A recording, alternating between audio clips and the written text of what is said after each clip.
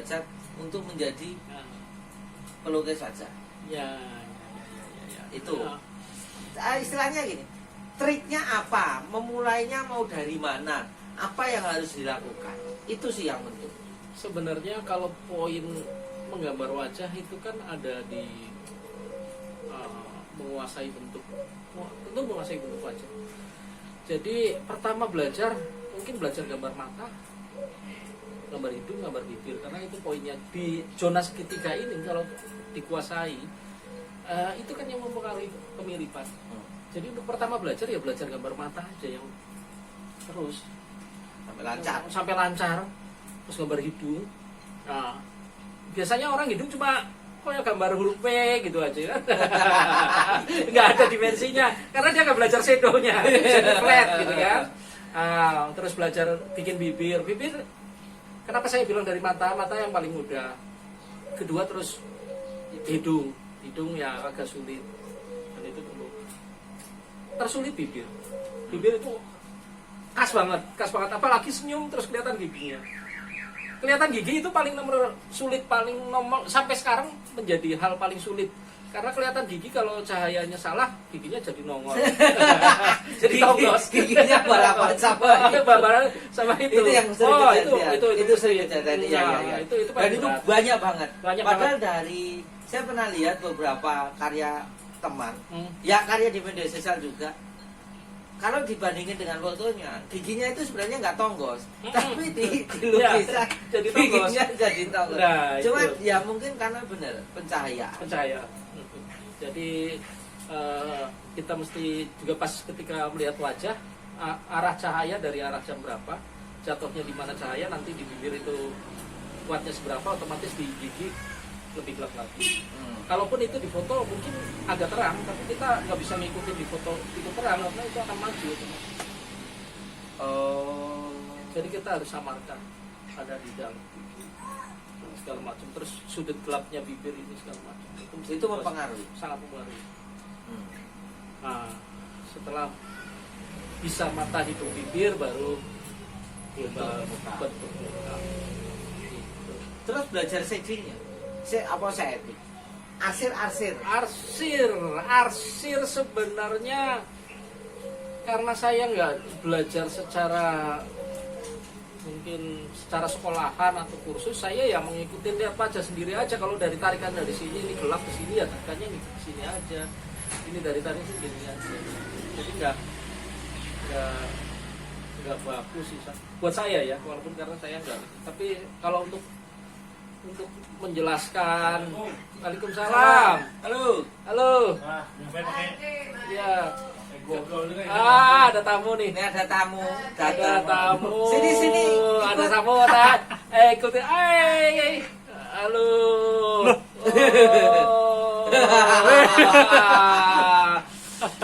Ini lagi belajar sama Mas Agus.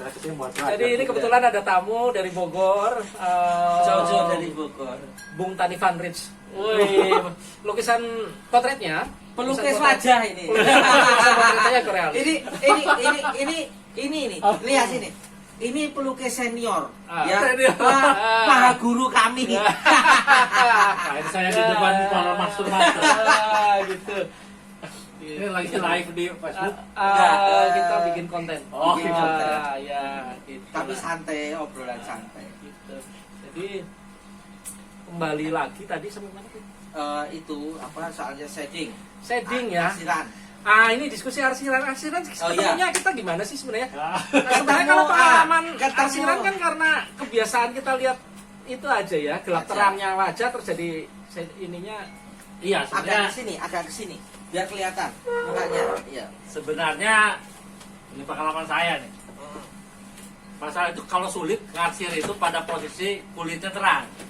Itu kulit terang putih itu betul. Kadang-kadang kita sulit karena mendapatkan lightingnya nggak dapat. Biasanya saya edit dulu tuh. Edit dulu biar lighting dapat, tetapi tetap mirip. Jangan sampai lightingnya dapat otak-atik malah jadi distorsi. Biasanya saya edit dulu tuh karena kalau putih itu sulit, berarti kita harus main di background digelapin biar dapat dimensinya. Nah, itu foto 360. Jadi kalau ada teman-teman masuk foto 360 jangan mau. Karena itu akan sulit banget flat. Flat banget susah ya. Nah, itu. Iya. Gitu. Terus posisi, sebaiknya posisi wajah. Kalau menggambar seperti wajah, itu dari depan, samping, sepertiga, seperempat, seperdelapan, sepersepuluh atau sepersekian. Kalau dari depan Yang lebih menarik menurut saya, menurut teman-teman. gini. Agak gini. Gini. Ada angle ya. Ada angle. Jadi kalau dari depan KTP banget gitu ya. Jadi Lukis kalau lukis wajah yang enak itu Ada dimensinya, ada. Jadi volumenya nanti dapat bagus. Gitu. Kalau dari depan kayaknya kaku banget. Kalau saya paling Karena suka ingat ya, lukis ini. wajah bukan foto KTP. Terus nanti backgroundnya, kalau dari depan backgroundnya merah tuh. Ya, itu kan jelek gitu. KTP merah gitu ya. Ya, gitu. Iya sih. Oh. Ya paling, ya memang sih. Jadi enggak, karena kadang gini, ada beberapa pertanyaan dari teman-teman yang istilahnya baru belajar. Kalau baru belajar itu teman-teman kan kadang kebingungan bagaimana memulai menggambar, bagaimana mereka belajar awal-awal untuk anatomi. Itu Ya, jadi ya, perkara ya, besar. betul. Jadi perkara besar. Karena gini, kebanyakan dari teman-teman sosial media lah, saya bicara, kita bicara sosial media atau komunitas seni, yang benar-benar lulusan pendidikan seni, mohon maaf ya, bukan menyepelekan, yang benar-benar lulusan pendidikan seni adalah tidak lebih dari 10 atau 20%. Yang mampu. Bukan yang mampu. Dari seniman-seniman yang Benar-benar yang lulusan pendidikan seni, kayak dari sekolah seni lah, Ya. itu tidak lebih dari 10-20%. Sisanya kan non pendidikan seni. Oh iya. Tapi mereka hidup, pengen mencoba hidup dari dunia seni, Ya. karena mereka merasa di situ bahagia, tenang, nyaman, bla bla bla. Iya. Nah, itu kan jadi sebuah persoalan yang menurut saya kita harus, ya kembali lagi, seni kan bukan hanya milik eksklusif orang pendidikan seni gitu. Karena banyak orang lulusan katakan ini, orang teman saya lulusan seni kerjanya di bank. Iya. Itu realitas. Lulusan ekonomi di seni kayak siapa Mas Solihin. Nah, itu kan kejadian. Dan itu banyak gitu. Ya, Itu baru cerita 1-2 orang. Ya. Pak, saya percaya pasti banyak dari teman-teman itu yang jauh lebih punya cerita teman-temannya di luar pendidikannya gitu. Lah, memulainya itu loh yang itu.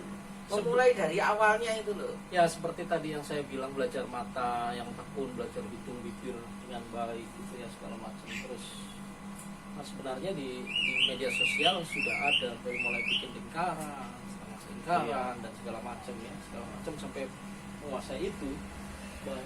Tapi ketika menggambar pesanan memang agak mengalami kesulitan, karena pesanan foto buat orang kita itu bukan sekedar mirip, tapi harus plek, nggak boleh lewat 1 mili atau apa. Itu yang memaksa tentunya akhirnya memakai grid atau alat teknik ya, bisa pakai grid, bisa pakai proyektor atau lain-lain lah. Itu sebenarnya dari bermula karena lukisan foto itu lebih harus plek gitu. Iya. Ada batasannya, yaitu satu mirip dulu. Mirip, salatnya mirip berarti kan proporsi jarak antar mata, hidung itu harus plek sama, itu melenceng ya. Terutama bagian bibir itu kemiripan dari lukisan foto itu ada di bibir, Mas. Kedua di mata, ketika hidung. Kalau bibirnya, soalnya bibir itu berbicara suaranya. Berbicara bahwa itulah saya. Nah, saya tuh kadang-kadang konsen itu di bibir. Kalau bibirnya itu agak aneh, pasti di bibir nih. Makanya saya tuh lebih, kalau lukis foto pasti saya bibir, kedua di mata. Kalau itu dua itu udah dapat, udahlah, alhamdulillah. Kalau menceng, pipi sedikit menceng itu, oke lah, masih bisa diterima. Tapi kalau bibir dan mata udah berbeda, udah dia itu pasti. Yang punya, wah ini bukan saya. Nah itu. Ya. Oke. Jadi buat teman-teman, pokoknya kalau belajar menggambar wajah, yang harus difokuskan untuk belajar kemiripan adalah pada mata dan bibir. Iya. Itu fokus banget. Fokus banget. Oh. Karena kan banyak, ya tahu sendiri kan, banyak teman-teman yang pengen belajar tentang itu gitu. Dan mungkin next lah, nanti kita next bikin tutorial sederhana bagaimana belajar menggambar wajah. Sederhana aja, nggak usah ini, pokoknya konsep dasar apa yang harus dilakukan. Nanti kita akan saya akan bikin minta ke teman-teman yang memang expert. Saya bisa melukis wajah, tetapi sebenarnya saya bukan melukis wajah untuk foto. Saya hanya melukis wajah memang kalau saya sebagai total lukisan ya. Jadi saya nggak ngejar kemiripan apapun dan dan warna pun bisa saya rubah suka-suka saya. Kalau foto kan ya warna coklat ya coklat. Warna ini lah kalau saya bisa rubah coklat kebiruan mau kemerahan, kekuningan, kehijauan suka-suka saya. Itu loh. Lah, beda dengan menggambar wajah. Nah, itu bedanya tadi untuk teman-teman. Kalau melukis dan menggambar wajah seperti ini bedanya. Nah, kalau melukis mungkin lebih bebas, lebih explore dari kitanya. Tapi kalau menggambar wajah itu karena kebanyakan pesanan, berarti kita harus mengikuti aturan baku banget dari pemesan. Paling kita hanya bisa main-main di background atau apa, kita bikin lebih indah gitu aja. Iya. Tapi kalau untuk muka harus plak. Kalau dirubah nggak bisa. Kalau kita kasih warna biru atau apa ya bubar, nggak ada yang bayar. Kalau saya kan karena saya bisa hanya sebatas menggambar wajah bisa. Tapi kalau sudah mulai detail mukanya persis prokolog bisa, tetapi itu membutuhkan waktu yang lebih panjang karena saya tidak terbiasa dengan itu. Lah, entahlah teman-teman, di next berikutnya saya mau minta ke teman-teman yang ini, Mas Agus, Mas Ani ini untuk membuat kayak tutorial sederhana lah bagaimana tentang melukis wajah. Karena ini sebagai opening dulu bagaimana tentang melukis wajah. Karena saya pengen sebenarnya gini, saya pengen teman-teman itu bisa belajar juga gitu bagaimana cara melukis wajah yang sederhana, teknik-tekniknya apa saja, bahan dan alatnya seperti apa, yang tepat, mau kertasnya seperti apa. Karena gini, beda kertas itu beda hasil. Oke. Bener kan? Setuju. Pasti kan? Saya kalau banyak bertanya nih dari teman-teman yang inbox saya, terakhir juga benar kepada saya, apakah kertas sangat berpengaruh? Sangat banget. Sangat kalau buat saya. Sementara jenis kertas banyak banget. Baik dari merek, bentuk, ininya, ketebalan, bla bla bla, pengaruh. Karena gini, kalau kita ingin menggambar halus, bertekstur, realis, itu kertasnya benar-benar kertas yang nggak bisa pakai sketchbook, menurut saya. Ya. Dimana sketchbook itu kan udah tipis, udah lebih terlalu halus, sehingga material pensil yang dipakai juga nggak bisa nempel. Pada saat ngeblendingnya juga malah terkikis gitu ya, yang kembali terkikis yang warna dasarnya itu juga diperhatiin. Kalau saya sih lebih suka warnanya tekstur lebih kasar, karena itu bisa menggerus material pensil sehingga masuk ke pori-porinya. Nah, efek dari tekstur juga ini memberikan keuntungan. Keuntungannya apa? Keuntungannya kepada efek pori-pori kulit. Jadi kita tidak harus kerja keras untuk membuat pori. Tapi sudah terbentuk dari kertas itu sendiri. Tapi tentu saja pada saat kita menarik garis itu disesuaikan dengan arah pori. Nggak bisa kalau misalnya porinya ke samping kayak di jidat gini kita tarik ke bawah. Nggak bisa. Nanti malah si butiran kertasnya itu kerusak. Kita harus arahkan juga ke arah, misalkan bundaran sini kita ke sini, lalu kita lagi rapikan lagi, kita puas lagi, itu secara otomatis muncul itu. Jadi banyak orang nanya, gimana sih bikin pori? Saya susah jelasinnya. Loh, itu bawaannya kertas. Sebenarnya memanfaatkan saja. Memanfaatkan kertas. Kertas itu membuat pori kan jadi bagus. Nah, itu kepada teman-teman kembali lagi, kenapa semakin jam terbang semakin tinggi bisa semakin cepat karena sudah memahami medianya dari mulai pensil sampai kertasnya. Jadi kertas ini peruntukannya untuk apa, cocoknya dengan pensil apa, supaya bisa timbul seperti ini seperti apa. Jadi itu salah satunya yang bisa bikin cepat dan bagus. Oke. Karena menurut saya, maaf ya, saya suka lihat karya-karya teman-teman. Ini dalam pemikiran saya halus banget. Kalau saya ekspresi terlalu halus itu dari lukis foto itu, menurut saya nih, secara pribadi itu nggak dapat tuh karakternya. Ya, jadi saya itu kalau menurut saya, makanya saya tuh nggak bisa kalau lukis foto terlalu kecil mas, ukuran A5, aduh, angkat tangan lah saya lah. Kalau saya nggak bisa dapat detailnya, nggak bisa, paling ideal itu A3 lah. A3 ya. Minimal lah sekian. Oh, dapat tuh pori-porinya ada segala macam. Pengalaman dari Kang Ucul gitu. Satu kepala A3, maksimal 2 kepala dan baru gitu dapat pori-porinya. Karena kalau terlalu kecil, pori-pori kertas itu kan tidak ikut nama kecil, tetap ukurannya segitu. Jadi kan Aneh. Jadi kan aneh jadinya kecil tapi berpori gitu kan. Gitu. Ya pas. Jadi saya suka sarankan kalau bikin lukisan minimal A3 lah. Nah terakhir saya juga ada agak dilema nih, lagi ngerjain lukisan A1, cuman kepalanya 6. Jadi kecil-kecil tuh. Jadi tetap kecil ya. Saya ini lagi bekerja keras bagaimana untuk mengecilkan ukuran porinya si kertas. Tapi untung lah dilihatnya kan jauh tuh. Tetap dapat. Ya begitu. Ya kalau gitu naruh aja di 3 meter. Jadi lukisan 3 meter lihatnya kan nggak kelihatan. Nah itu masalah di lukisan pensil. Kalau di cat minyak sih, gue nggak terlalu banyak pengalaman. Gue tekniknya nggak bisa seperti itu. Ya kan porinya harus dibentuk oleh detail puas. Tuh. Tapi untuk pemula memang masih banyak bermain di pensil, serbuk, pensil warna lah. Pensil berapa B yang bagus? Untuk pemula, kita bicara untuk pemula. 2B sih cukup sih, 2B8 B. Iya, untuk teman-teman kalau ada di Facebook lihat Om Hari ini itu hanya menggunakan 2B dan hasilnya maksimal. Jadi kalau ngomong saya harus beli dari H sampai ini sampai 8B dan segala macam harus lengkap. Tapi belum bisa melukis, menggambar wajah ya percuma aja dibeli itu satu banyak-banyak. Tapi kalau kita bisa dengan hanya 2B pun akan menghasilkan karya yang maksimal. Tuh, ini perlu dibedakan nih mengenai pensilnya ini.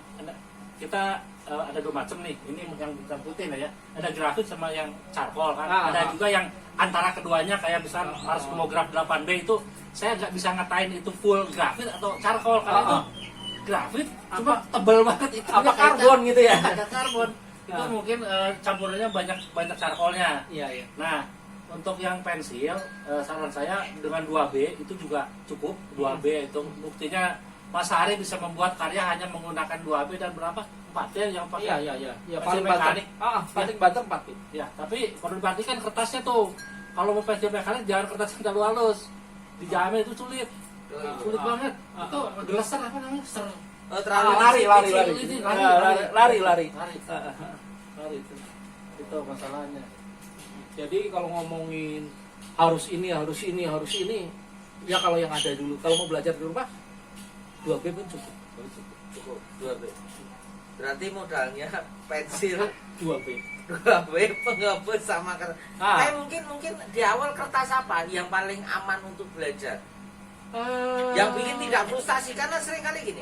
Belajar, tetapi kalau tidak merasa bahwa sudah berkali-kali belajar dan tidak jadi, itu kan jengkel. Ini Mas, saya masukin nih soalnya. Untuk belajar pensil, ini sebenarnya kertas sketchbook Kiki itu cukup. Tapi ada 2 macam sketchbook Kiki nih. Saya kasih tahu ada 2 macam. Beda lagi. Ada yang halus banget, betul. Ada yang putih itu halus banget. Ada yang agak kuning, itu yang bagus. Itu agak kasar. Cuman ini saya nggak bisa ngasih mana ciri-cirinya. Itu sulit itu. Karena gini, ada yang cirinya misalkan yang tulis gambar covernya gambar pensil. Itu kasar tuh. Saya beli bener. Ada yang kadang-kadang juga enggak. Jadi QA-nya dari si Kiki itu nggak jelas menurut saya. Nggak jelas. Kadang-kadang kalau beruntung dapat deh yang kuning, udah saya borong bisa tuh. Saya borong 2-3 ukur A3 saya beli. Tapi kalau pas beli, aduh ini halus. Kan nggak bisa dibongkar dulu Mas. Nggak bisa dilihat. Oh iya. Udah disegel tuh. Jadi ada kasarnya lah. Utamakan jangan yang terlalu halus. Cari yang ada berpori. Pokoknya ada tekstur, ada pori lebih ini ya. Lebih mudah untuk ini. Jadi pensil itu nggak lari. Ya juga untuk si material tuh kalau di dosen nyebarnya gampang. Kalau pakai tisu gitu ya, itu enak nyebarnya. Kalau yang itu kan kayak kertas kalender coba aja dipakai. Wih, pakai gitu. Halus bisa dipakai. Enggak apa? Bisa sih bisa, tapi hasilnya nggak akan maksimal dan istilahnya karya jadi kurang begitu hidup. Sebenarnya kerja keras kita ya, tekstur itu membantu karya itu lebih hidup seperti real gambar adanya. Tujuan tekstur itu sebenarnya itu. Mungkin jadi kembali lagi yang pasti pensil, penghapus, kertas itu harus diperhatikan bahwa kertas yang digunakan adalah kertas yang bertekstur. Ya, kira-kira seperti itu. Oke, mungkin sekian dulu. Akhir kapan yang kita bahas nih? Sampai nanti berikutnya. Dari tadi pensil mulu. Ini pensil dulu. Pensil, misalnya saya pensil, bla bla bla bla bla bla pensil. Baru nanti baru ini nanti ada pastel ini ada jagonya nih. Ini juga jago pastel. Oil pastel, ada sop pastel lebih gede, Ada pensil pastel ya. nanti ada juga setelah bisa gambar terus mau dijualnya gimana gitu, gimana sih cara marketingnya sebuah lukisan potret. Nanti ini nih ini berikutnya tenang aja. berikutnya nih. Pak, intinya gini, masih akan banyak. Nanti dari ini kan tutorial bagaimana menggambar wajah kita buat. Next saya kesini lagi bikin itu. Terus setelah itu nanti sudah mulai itu teman-teman sudah mulai tahu, terus mulai ke bagaimana menggunakan pastel. Terus ada yang soft pastel. Bagaimana mencampurkan, karena gini jujur, mencampurkan pastel itu tidak gampang. Mau mencampurkan katakan ke warna merah, mau ke warna coklat atau ke warna biru segala macam. Saya percaya pasti ada tekniknya. Tetapi cara menggabungkan unsur antara biru dan merah itu supaya nyampur itu ada. Cuman nanti. Nanti ya. Oke.